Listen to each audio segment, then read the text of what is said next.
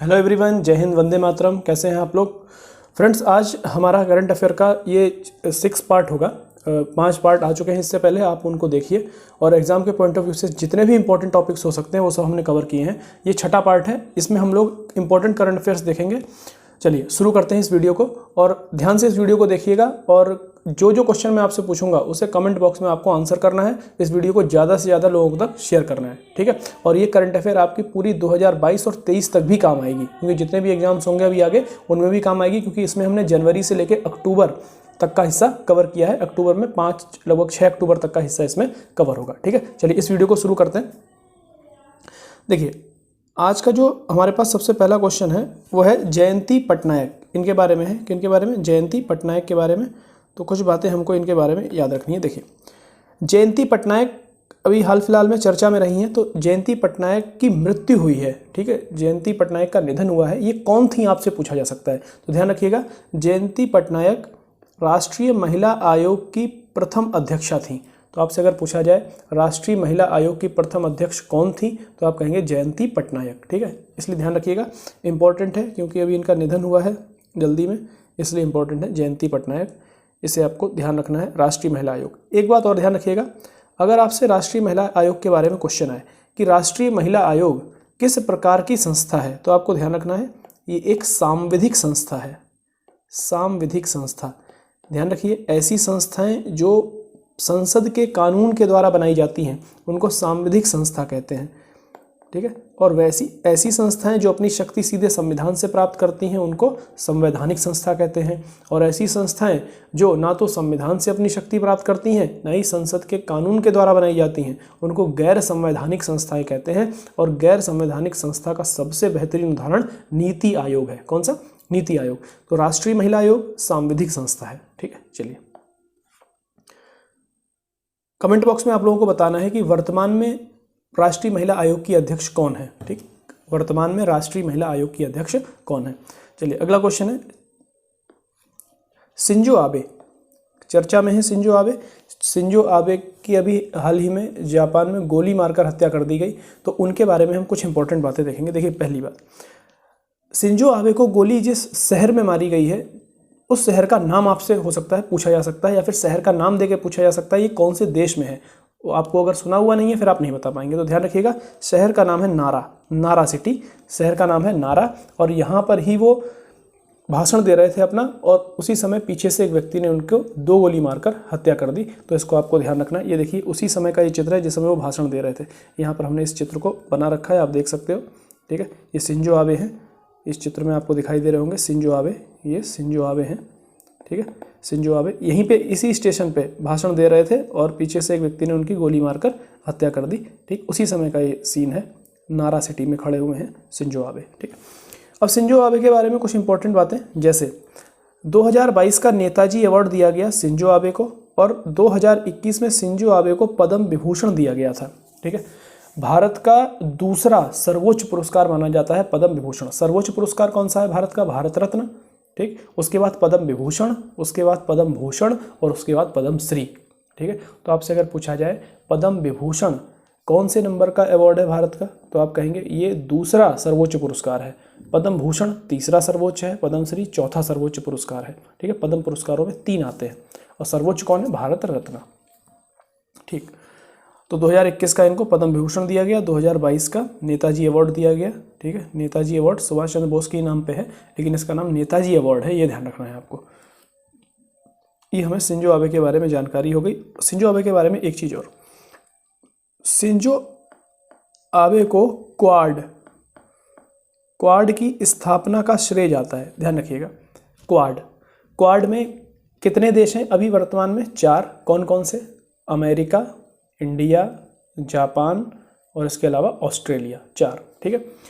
माना जाता है कि जो क्वाड की स्थापना है, जो क्वाड एक जो 4 देशों को मिला के बनाया है, ये शिंजो आबे के दिमाग की ही उपज है।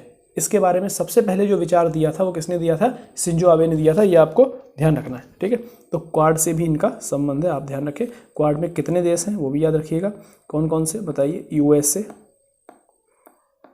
जापान, ऑस्ट्रेलिया और इंडिया, ठीक ठीक।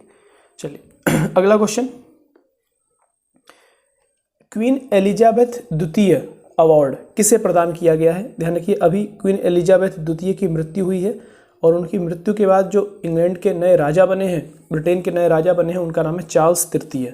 अब जो राजा बने हैं उनका नाम क्या है? चार्ल्स तृतीय। तो ध्यान रखिएगा, चार्ल्स तृतीय, ठीक, चार्ल्स तृतीय राजा बने हैं, ठीक, इनकी मृत्यु के बाद, एलिजाबेथ द्वितीय की मृत्यु के बाद।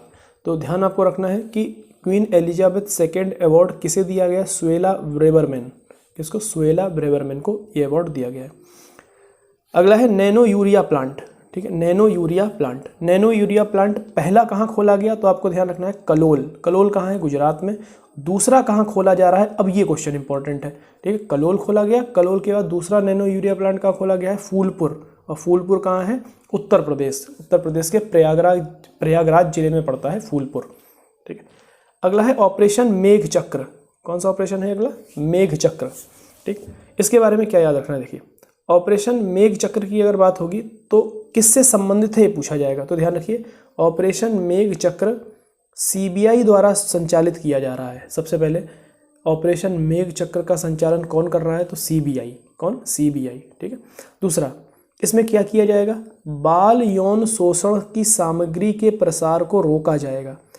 ऐसी सामग्री, चाहे वो कंप्यूटर पर हो, इंटरनेट के माध्यम से उपलब्ध हो, मोबाइल में हो, ऐसी सामग्री जो बाल यौन शोषण को बढ़ावा देती है, ठीक है, उसको रोका जाएगा, ठीक। चलिए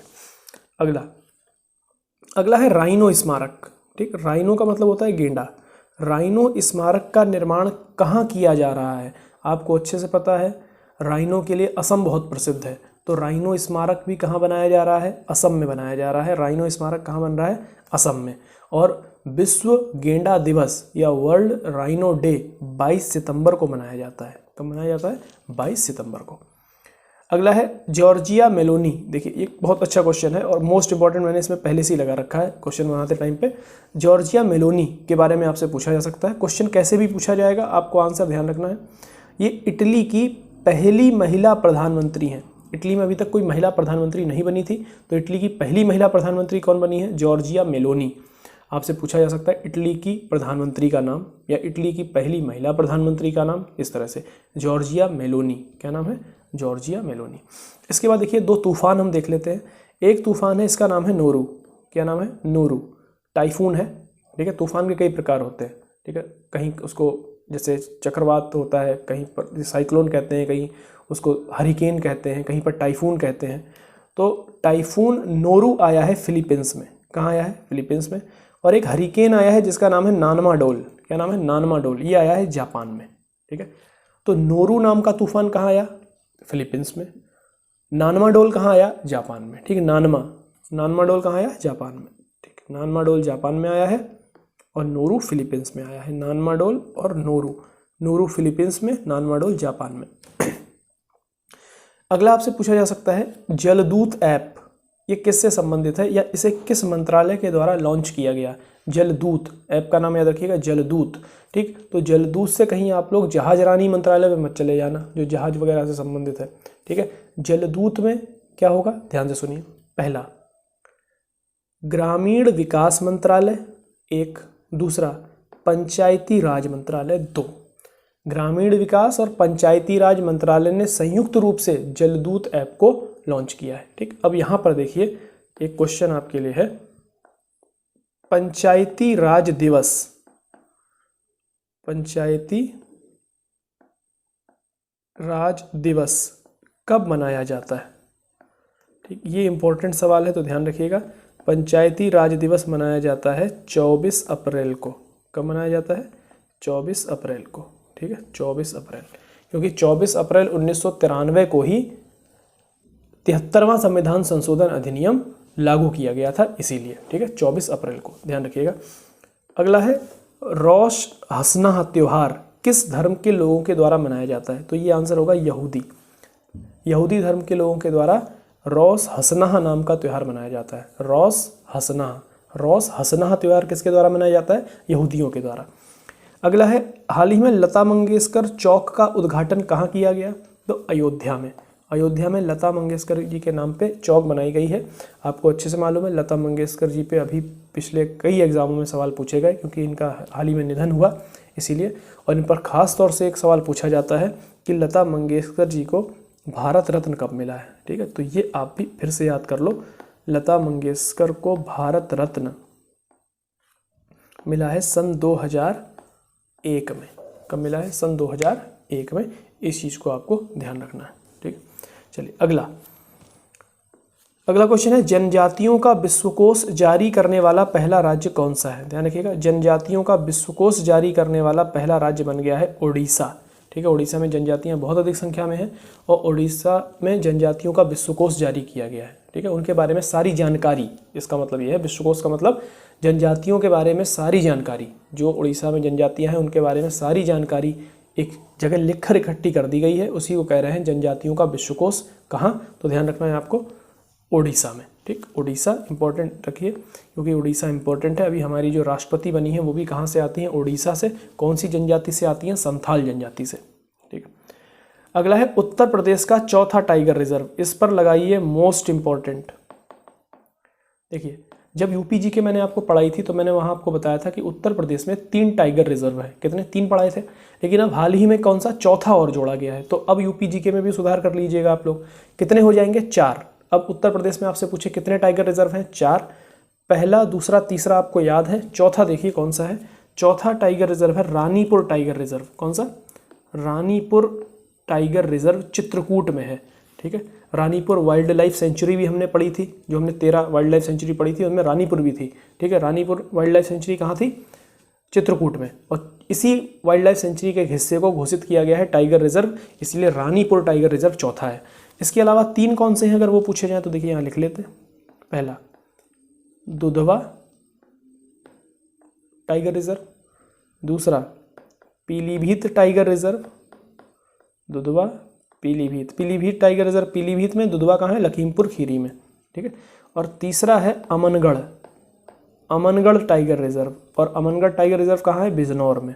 ठीक है, बिजनौर में। अब चौथा कौन सा बना है? रानीपुर। अब 4 हो गए हैं रानीपुर। ठीक, चलिए अगला, विश्व का पहला सीएनजी टर्मिनल कहाँ बनाया जा रहा है? ध्यान रखिएगा, दुनिया का पहला कॉम्प्रेस्ड नेचुरल गैस का टर्मिनल भावनगर में बनेगा। और भावनगर कहाँ है? गुजरात में। भावनगर कहाँ है? गुजरात में। ध्यान रखिएगा, भावनगर गुजरात। ठीक है, चलिए अगला, पर्यटन पर्व का आयोजन कहाँ किया जा रहा है? तो पर्यटन पर्व का आयोजन किया जा रहा है मुंबई में। पर्यटन पर्व का आयोजन कब से कब तक किया गया? 30 सितंबर से 2 अक्टूबर तक। ठीक, इसका आयोजन हो चुका है। तो 30 सितंबर से 2 अक्टूबर तक पर्यटन पर्व का आयोजन मुंबई में किया गया। कहाँ किया गया? मुंबई में। अगला है, विश्व का सबसे बड़ा सफारी पार्क। ध्यान रखिएगा, विश्व का सबसे बड़ा सफारी पार्क कहाँ खुलने जा रहा है? तो हरियाणा राज्य में, हरियाणा के गुरुग्राम में, और वहीं भी एक जगह है नूह। कहाँ पर? नूह में। तो विश्व का सबसे बड़ा सफारी पार्क कहाँ खुलेगा? हरियाणा के नूह में। ठीक है, हरियाणा के नूह में या गुरुग्राम में, कुछ भी आ सकता है, इसलिए हमने सब लिख लिया है। अगला है, भारत की पहली 100% डिजिटल साक्षरता वाली पहली पंचायत कौन सी बनी है? देखिए, ये ऐसे क्वेश्चन है, बहुत इंपॉर्टेंट होते हैं और ये आते हैं फिर एग्जाम में, होते नहीं हैं अगर नहीं पढ़े हैं आपने तो। ध्यान रखिएगा, सबसे पहला पूछ क्या रहा है, ये देखिए, 100% डिजिटल साक्षरता वाली पहली पंचायत पूछ रहा है भारत की। ठीक, 100% डिजिटल साक्षरता वाली पहली पंचायत, जहाँ पर लोग डिजिटली करना सब कुछ जानते हो, पेमेंट करना जानते हो, डिजिटल सारे काम कर लेते हो, फॉर्म भरना इत्यादि सारे करते हो, डिजिटल गांव की संज्ञा उसको दी जाएगी। और वो पंचायत बनी है पुल्लमपारा।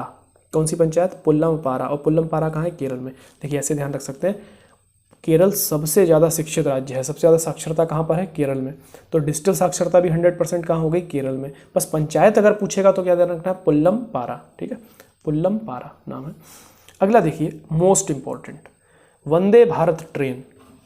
वंदे, अभी लगातार 2 दिन लगातार 2 एक्सीडेंट हो गए वंदे भारत के। ठीक है, ज़्यादा आगे का हिस्सा थोड़ा पिचका, लेकिन ज़्यादा उस पर असर नहीं पड़ा। तो बताया जा रहा है जो ट्रेन का इंजन बना है काफ़ी मजबूत है, लेकिन एक्सीडेंट हुए हैं तो ये भी समस्या की बात है।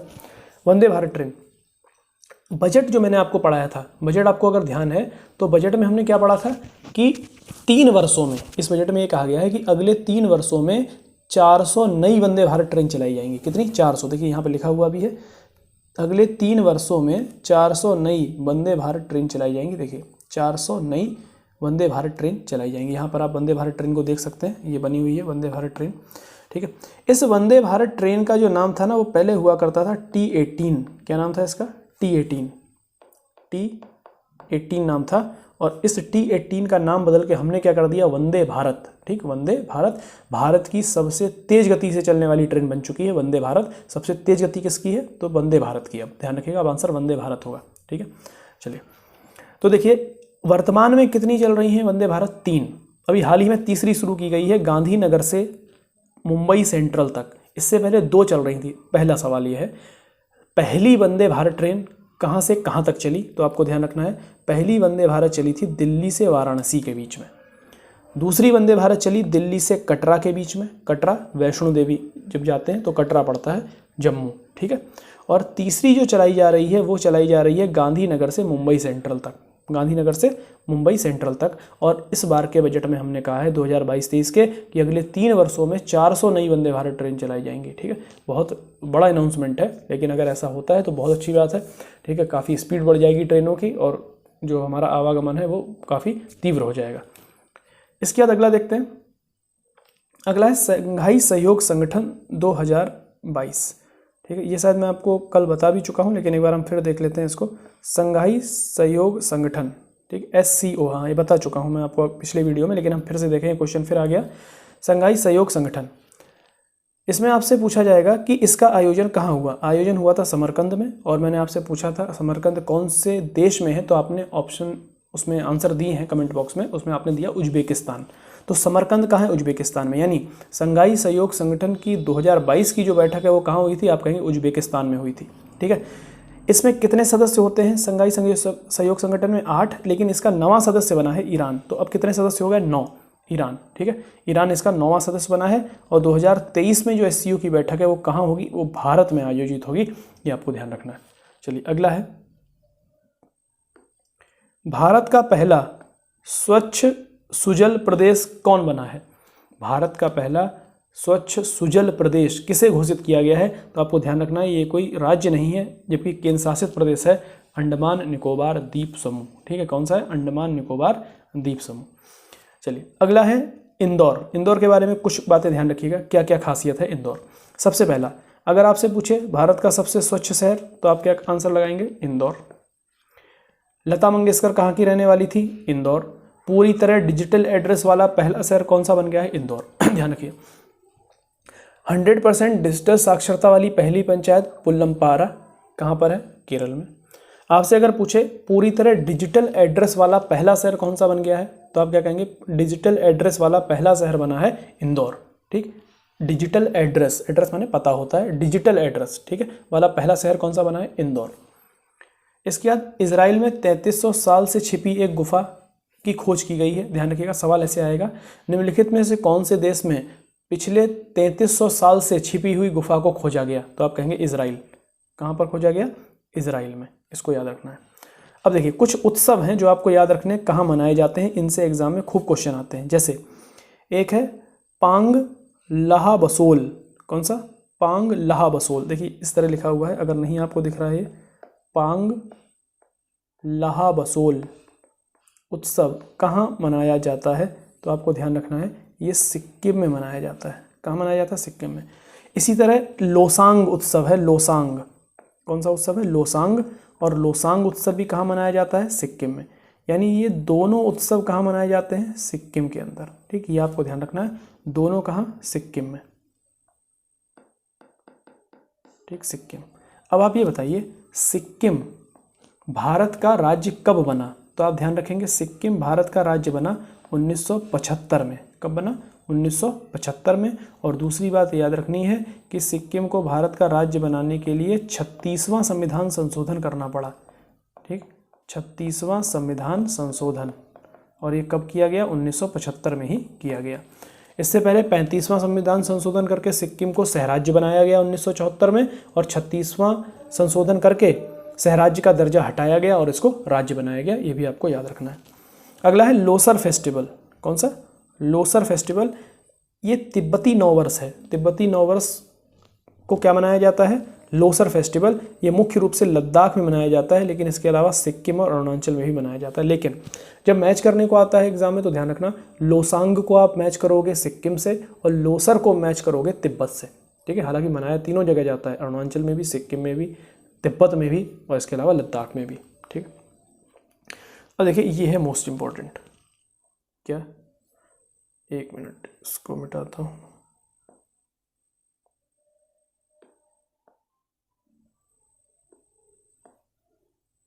ठीक, ये देखिए मोस्ट इम्पॉर्टेंट है कूनो नेशनल पार्क। ठीक, नामीबिया से कूनो नेशनल पार्क में 8 चीते लाए गए हैं। कितने चीते लाए गए हैं? 8 चीते। ठीक, चीता। चीता को अंग्रेजी में भी चीता ही कहते हैं और स्पेलिंग है CHEETAH, चीता। कितने चीते लाए गए हैं? 8। ध्यान रखिएगा, इन 8 में से 5 फीमेल हैं और 3 मेल हैं, ठीक है, पूछा जा सकता है। और उसमें ध्यान रखिएगा, एक फीमेल चीता का नाम प्रधानमंत्री नरेंद्र मोदी ने खुद रखा है। आपसे यही सवाल पूछा जाएगा कि प्रधानमंत्री नरेंद्र मोदी ने कूनो नेशनल पार्क में नामीबिया से लाए गए 5 मादा चीतों में से एक चीते का नाम क्या रखा है? तो एक मादा चीता का नाम रखा है आशा। क्या रखा है? आशा। और ये नामकरण किसने किया है? नरेंद्र मोदी ने, प्रधानमंत्री जी ने आशा नाम रखा है, ठीक है, आशा। तो चीते का नाम क्या, मादा चीते का नाम क्या रखा है? आशा, ठीक है, प्रधानमंत्री ने खुद रखा है, इसलिए इंपॉर्टेंट है। अगला, देश की सबसे लंबी क्रूज सेवा 2023 में कहां से कहां तक शुरू होगी? तो ध्यान रखना है, देश की सबसे लंबी नदी क्रूज सेवा 2023 में वाराणसी से बोगीबील तक होगी, ठीक है। वाराणसी कहाँ है? उत्तर प्रदेश में, और बोगीबील कहाँ है? असम में। तो सोचिए, क्रूज सेवा, नदी क्रूज सेवा का मतलब होता है नदी में जहाज चलेंगे, है ना, कहाँ से? वाराणसी से और बोगीबील तक, असम तक, ठीक है। तो सबसे लंबी क्रूज सेवा होगी ये, 2023 में शुरू होगी, इसको ध्यान रखना है। कहाँ से कहाँ तक शुरू होगी ये ध्यान रखना है, वाराणसी से बोगीबील तक। यही सवाल आपसे पूछा जा सकता है।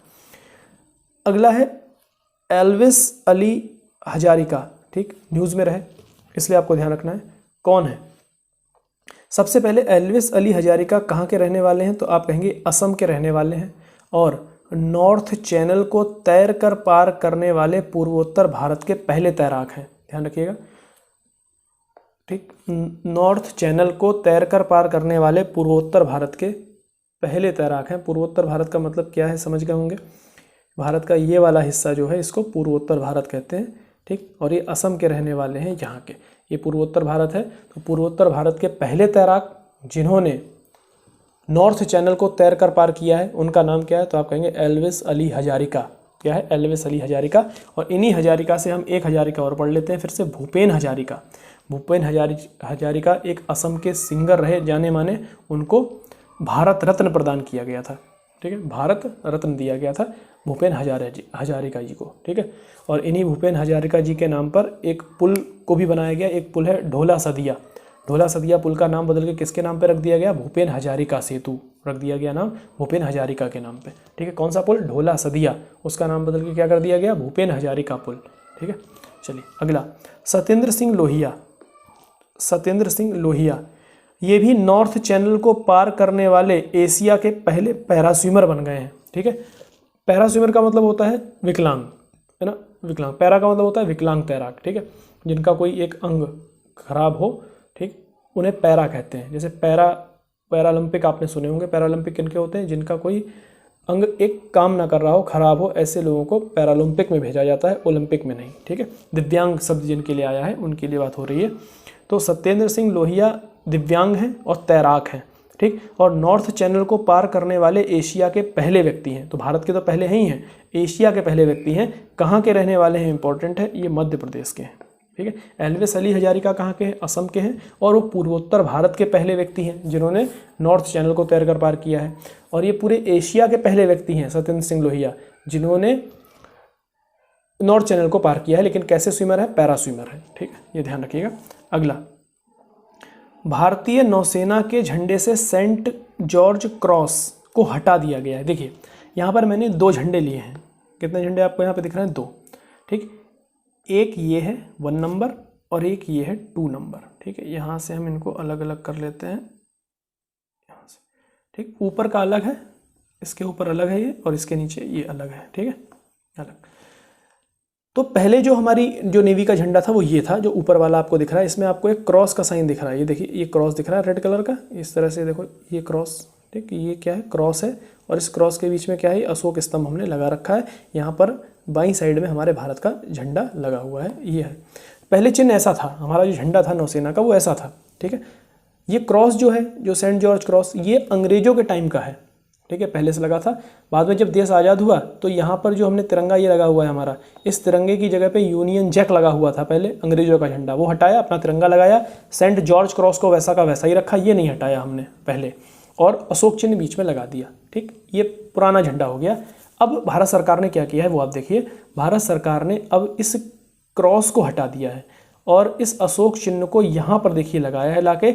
और ये जो यूज़ किया गया है, ये शिवाजी के समय की जो मुहर थी उसको यूज़ किया गया, वो वाला निशान यूज़ किया गया है, ठीक है, यानी शिवाजी को समर्पित किया गया है इस चीज़ को। तो अब इंडियन नेवी का झंडा जो है बिल्कुल बदल चुका है, वो ये झंडा रहा जो दूसरे नंबर पर आपको दिख रहा है। इसमें से क्रॉस गायब हो चुका है और एक नई मुहर आ गई है, एक सील आ गई है, ठीक है, जो शिवाजी के समय में प्रयोग की जाती थी, ठीक है। चलिए ध्यान रखिएगा, यहाँ पर सेंट जॉर्ज क्रॉस को हटाया गया। किसको हटाया गया? सेंट जॉर्ज क्रॉस को हटाया गया है, ठीक है। भारत का झंडा वैसा का वैसा ही है और एक अलग से निशान यहाँ पर बना हुआ है, ठीक है। और इस पर नीचे लिखा हुआ है शम नो वरुणा, ठीक है। चलिए, अशोक चिन्ह है भी, हाँ अभी भी अशोक चिन्ह है, ठीक। चलिए अगला है, INS विक्रांत के उद्घाटन पर कोचीन में PM मोदी ने नया चिन्ह लॉन्च किया। अच्छा, ये आपसे पूछा जा सकता है ना, कहाँ पर लॉन्च किया है इसको, तो ध्यान रखना है आपको, कोचीन में, ठीक है, कोचीन में लॉन्च किया इस चिन्ह को। और वहाँ पर कोचीन में ही उस दिन उन्होंने क्या किया था, INS विक्रांत को लॉन्च किया था, ठीक है। INS विक्रांत को लॉन्च किया था प्रधानमंत्री नरेंद्र मोदी ने, ये बात भी आपको ध्यान रखनी है, कोचीन में। अगला है, नौसेना प्रमुख द्वारा लॉन्च नेवल शिप्स के नाम बताने हैं। तो पहला है INS निपुण और दूसरा है INS निस्तार। देखो ध्यान से सुनिए, आपसे पूछा जाएगा हाल ही में नौसेना प्रमुख R हरिकुमार, क्या नाम है उनका, R हरिकुमार, R हरिकुमार ने निम्नलिखित में से किस स्थान से INS निपुण और INS निस्तार को लॉन्च किया है? तो आप कहेंगे विशाखापट्टनम से। INS विक्रांत को कहाँ से लॉन्च किया, कहाँ से कमीशन किया, कहाँ कमीशन किया गया? आप कहेंगे इसको कमीशन किया गया कहाँ से, कोचीन से। कहाँ से? कोचीन से, ठीक है। और जो झंडे का भी उद्घाटन किया गया, नया झंडा जो आया वो भी कहाँ से, कोचीन से, ठीक है। अगला, अमेजन भारत में, ये देखो ये बहुत इंपॉर्टेंट सवाल है, अमेजन भारत में राजस्थान राज्य में अपना पहला सौर ऊर्जा संयंत्र स्थापित करेगा। ध्यान रखो, अमेजन कंपनी को अभी तक आप जानते थे, कोई भी चीज़ आपको मंगानी है, आपने ऑर्डर किया, अमेजन आपके घर पे उसको पहुंचवा देती थी, ठीक है। अब अमेजन क्या कर रही है, सौर ऊर्जा संयंत्र स्थापित करने का काम कर रही है, ठीक। और भारत में राजस्थान में अपना पहला सौर संयंत्र स्थापित करेगी, ठीक है, सोलर प्लांट। क्या स्थापित करेगी? Solar plant. तो अमेजन कंपनी अपना पहला सोलर प्लांट भारत में कहाँ स्थापित करने वाली है? तो आप कहेंगे राजस्थान राज्य में। कौन से राज्य में? राजस्थान में। कौन सी कंपनी? अमेजन। आपसे पूछा जा सकता है निम्नलिखित में से कौन सी कंपनी अपना सोलर संयंत्र यानी सोलर प्लांट राजस्थान राज्य में स्थापित करेगी? तो आप कहेंगे अमेजन, ठीक है। अगला है, हाल ही में ग्रामीण विद्युतीकरण निगम को महारत्न का दर्जा दिया गया है। ये देखिए, ये इंपॉर्टेंट है, ठीक है। एक कंपनी है, सरकारी कंपनी है, नाम है ग्रामीण विद्युतीकरण निगम, REC कहा जाता है, ठीक है, REC, ठीक, रूरल इलेक्ट्रिफिकेशन कॉरपोरेशन, ठीक, रूरल इलेक्ट्रिफिकेशन कॉरपोरेशन, REC, ग्रामीण विद्युतीकरण निगम। इसने हाल ही में महारत्न का दर्जा प्राप्त किया है, ठीक है। देखिए आपने सुना होगा कंपनियां ना, जैसे मिनी रत्न होती है, दर्जा दिया जाता है कंपनियों को अलग अलग आधारों पर, ठीक है। मिनी रत्न, उसके ऊपर नवरत्न और सबसे ऊपर महारत्न, ठीक। तो महारत्न का दर्जा कैसे मिलता है वो हम शर्तें देखते हैं कुछ, यहाँ पे देख लीजिए। ऐसी कंपनी जो लगातार 3 वर्ष, ठीक, कोई से 3 वर्ष हो सकते हैं लेकिन लगातार होने चाहिए ना, लगातार 3 वर्ष उसका शुद्ध लाभ यानी नेट प्रॉफिट 5,000 करोड़ रुपए हुआ हो, या उसका टर्नओवर 25,000 करोड़ हुआ हो 1 साल के अंदर, या उसकी नेट वर्थ यानी कुल संपत्ति 15,000 करोड़ रुपए हो। ऐसी कंडीशन अगर जो कंपनी पूरी करती है उसको महारत्न का दर्जा दिया जाता है। इसका मतलब ग्रामीण विद्युतीकरण निगम कंपनी ने इन शर्तों को पूरा किया है, इस कारण से उसको महारत्न का दर्जा दिया गया है। ये बात आपको याद रखनी है। अगला है अभ्यास 0122। ठीक, ये अभ्यास है 0122, एक संयुक्त अभ्यास है। तो ये किनके बीच में हुआ आपसे पूछेगा। तो सबसे पहले याद रखना अभ्यास 0122 जो हुआ वो इंडिया और यूएसए के कोस्ट गार्ड के द्वारा किया गया, यानी इंडिया के कोस्ट गार्ड, यूएसए के कोस्ट गार्ड दोनों ने मिलकर किया। कहाँ किया, तो ध्यान रखना है चेन्नई के तट पर यह संपन्न हुआ। ये चेन्नई में किया गया। कहाँ किया गया, चेन्नई में। ठीक है, चलिए इसके आगे भी देखिए काफ़ी ज़्यादा क्वेश्चन है अभी। ठीक है, इसको हम देखेंगे अब इसके बाद, और इस वीडियो को अभी हम यहीं ख़त्म करते हैं। आप इसको अच्छे से एक बार रिवीजन कीजिएगा, पढ़िएगा जो जो क्वेश्चन हमने यहाँ पे पढ़े हैं। आई होप आपको ये वीडियो पसंद आई होगी और एग्जाम के पॉइंट ऑफ व्यू से बहुत इंपॉर्टेंट है, तो इसको जरूर पढ़ें। Thank you very much. जय हिंद, वंदे मातरम।